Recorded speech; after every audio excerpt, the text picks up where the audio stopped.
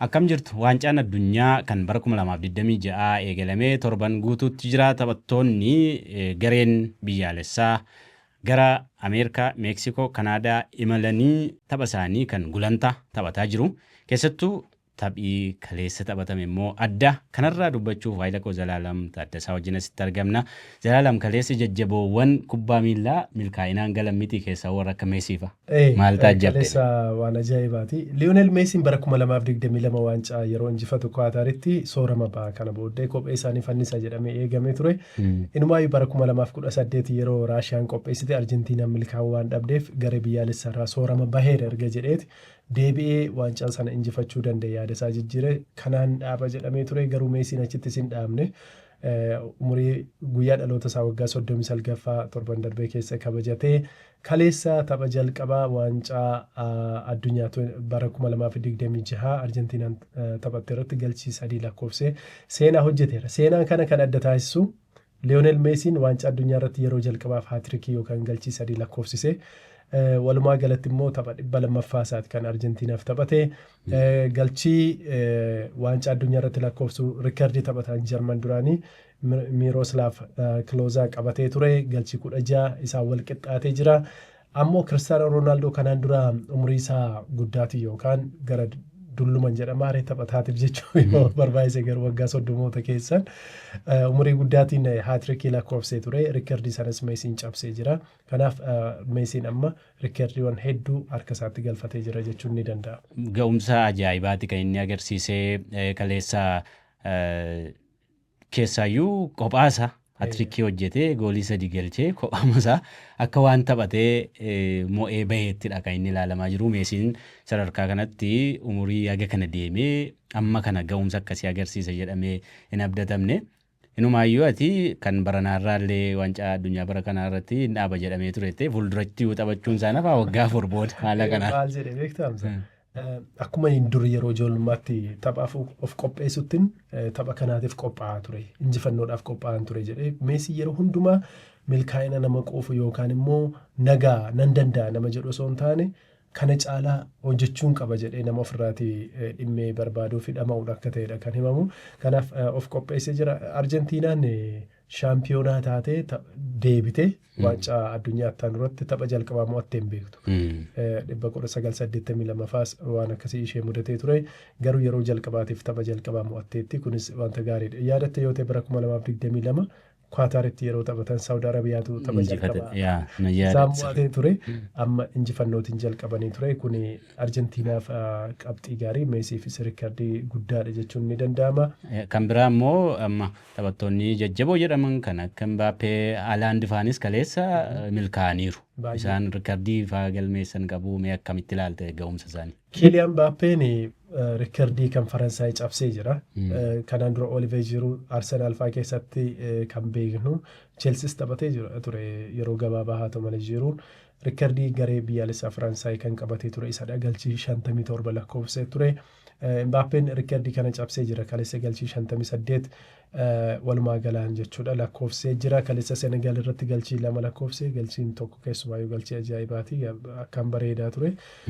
Kanaaf Mbaappeen riikardii Faransaay kana cabsuu qofa osoo hin taane umuriin isaa waggaa 27 sichillee waancaa addunyaa ni taphataa waancaa Awurooppaa ni taphataa. Walumaa gala galchiisaayyuu gara 100tti ol butee taphataan Faransaay kamiyyuu akka bira hin geenye gochuu danda'a.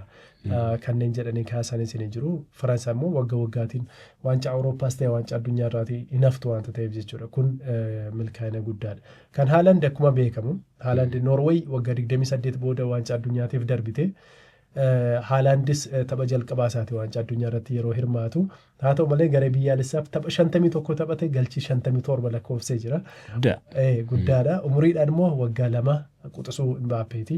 Kanaaf Haalaandis akka dhuunfaatti biyya isaatu hin darbineef malee nama riikardii guddaa galmeessuu danda'u akka ta'e argisiisee jira. Egaa waancaan addunyaa baranaa waan baay'ee nu bashannansiisaa jirudha. Wantoota adda addaa kanaan dura hin argine hedduullee irratti argaa jirra.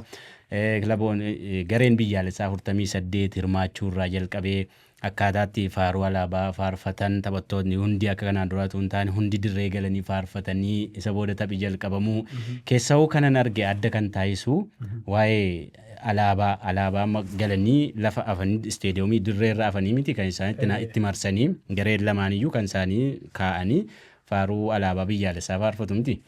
Tapha Saawudii Arabiyaa fi Yuraagwaay gidduutti taphatame irratti garuu waan addaatu ta'e. Alaabaan Saawudii Arabiyaa lafa nafamne ol kaasanii taphattoonni baatanii kan isaan faaruu alaabaa faarfatanii. Sababa kanatti kan Yuraagwaayis akkasumatti baatame akkuma kan Saawudiitti akka wal qixxaatuuf jechuudha. Lafan kaa'amne innis sababa kan Saawudii baatameef jechuudha. Kun immoo sababni ijoon akka seera Saawudii Arabiyaatti alaabaan biyyatti akkasumas alaabaan masjidota kabajamoo lamaanii masjida Makkaa fi masjida Madiinaa lafan kaa'aman. Lafa kaa'amuutu hin taane amma alaabaan kun yoo jiraate waan jala jiru teessumas haa ta'u maalirrayyuu nafamu. Sanaa ol qabamee baatama harkatti. Akkasumas bishaanis tuquu hin qabu. Kabaja guddaa qabuuf jechuudha. Ammoo alaabaan kun yoo halluunsaa irraa bade akkasumas immoo yoo dulloome alaabaan kun deebisanii hojiirra oolchan hin gatama kan biraatiin bakka buufama. Seera akkasiitu jira seera Saawudii Arabiyaa keessa. Kun immoo sababiin isaa alaabaa kana qabiyyee alaabaa kanarrattidha kan inni hundaa'u. Alaabaa kanarraa alaabaan kun mallattoo shahaadaati jedhama. Shahaadaa jechuun rabbi tokkichatti amanuu akka jechuuti. Maal jedha alaabaa kanarraa afaan Arabaatiin laa ilaaha illallah Muhammadur Rasuulullah jedha. Afaan Oromootiin maal jechuudha? Gabbaramaan rabbii tokkicha qofaa gabbaramaa biraan hin jiru Muhammad ergamaa isaati jedha. Kun waan irratti barreeffamee jiruuf sababa kanaaf lafan taa'u. Eessattiyyuu dirree isteediyoomii keessatti qofatu hin taane bakka kamittiyyuu lafan kaa'u teessumarra illee hin kaa'amu. Hin baatama ol kaafame waan isa cinaa jiru waan isa bira jiru olitti baatama jedha. Seera isaanii keessa jira. Seera kana dursanii fiifaatti akka dhiyeessan dhageenyeerra. Fiifaanis tole jedhee fudhatee alaabaan Saawudii Arabiyaa dirree keessatti baatame akka faaruun alaabaa faarfatamuu iyyameera. Egaa fiifaanis kan inni sababa dhiyeessee wantoonni taphattoonni garee biyyaalessaa osoo taphan jalqabin raawwatan gochisaan raawwatan kamiyyuu alaabaa akkatti qaban ta'uu danda'a. Faaruu alaabaa biyyaalessaa faarfachuu ta'uu danda'a. Kanaaf wanti isaan godhan kamiyyuu hariiroo taphattootaa fi taphattoota gidduutti deeggartootaa fi jaallattoota kubbaa miilaa gidduutti jabeessu waan ta'eef kanaaf duudhaa akkasii akka iyyamu akka deeggaru ibsa fiifaan. Sababa kanatti Saawudiidhaafis iyyamee haala kanaan alaabaan Saawudii Arabiyaa utuu lafan kaa'amin dirree osoo hin kaa'amin baatamee faaruun alaabaa faarfamee wantoota hedduutu ta'e. Egaa keessaa tapha baranaa irratti fa'a addaa kilaboonni xixiqqoon fa'aa kilaboota akkaan eegaman yeroo qoran fa'aa argine kan Kaaboo Verdee fi kan Ispeen waan yaadatamuudha. Afrikaa irraa kan dhufan biyyoota Arabaa irraa kan dhufanis ga'umsa ajaa'ibaa agarsiisuudhaan warra gameeyyii jedhaman qoraa jiru. Mee akkamitti tilmaamte amma ammaa warra jiran Afrikaan eessa jirti? Biyya guddaan galchii baay'ee lakkoofsan ammaatti Jarmaniidha. Galchii torba kan lakkoofsanii Kuraasiyoo biyya jedhamtu. Tarii waancaa addunyaa baranaa irratti qofa isa dhageessaniitu ta'uu danda'a. Yeroo jalqabaaf. Anis kana dura baay'een beeku. Garuu leenjisaan isaanii si gaddisiisa. Daa'imni isaa tokko jalaa dhukkubsatte jennaan torbeen lama yeroo hafuudha gara hojiitti deebi'ee gadhiisee ture. Gara Neezerlaandii cinaadha kan isheen jirtu. Kariibiyaanii keessa biyyoota Kariibiyaanii. Galchii tokko Jarmanii irratti lakkoofsanii ture. Galchii sana akka waancicha injifatanitti lakkaa'u kanneen jedhanii yaadanis ni jiru. Waan ajaa'ibaa ta'e iddoo adda addaarraati kan isaan walitti dhufan dhalattoota achii miti baay'inaan biyya adda addaa keessatti dhalatanii. Kan biraa Kaaboo Verdee karra eegaan isaanii seenaa guddaa hojjetee jira. Boozinaan namuu san beeku ture. Hordoftoota Instaagiraamii 20,000 hanga 50,000 caallee qaba ture taphaan dura. Kubba torba Ispeen jalaatii oolchee jira. Ispeen kubba 27 irratti yaaltee ture akka waliigalaatti. Ispeen shaampiyoona Awurooppaati. Kanarraa kan ka'e halkan tokkichatti fooloowerii yookaan hordoftoota gara miiliyoona 7 olii horatee jira namni kuni. Garuu haadha isaaf waan kaffalee viizaa Ameerikaa itti argatu dhabee haati isaa achitti hin argamne. Ameerikaan garuu White House viizaa kana xumurree fi akka haati isaa taphoota afaan irratti argamtu ni taasisna jettee jirti. Beekamtii guddaas argatee jira. Umrii isaa waggaa 40tti kubbanan dhaaba yeroo jedhetti milkiin isatti deebitee jirti. Kun taatee addaa ture. Kan Senegaal Faransaay keessaa qabxii tokkoon kaasa. Dhalattoonni Senegaal baay'een isaanii irra caalaan isaanii Faransaayitti dhalatanii dhalattoonni Faransaay taphattoonni Faransaay irra caalaan isaanii immoo hidda dhaloota Senegaal kan qabanidha yookaan Afrikaa.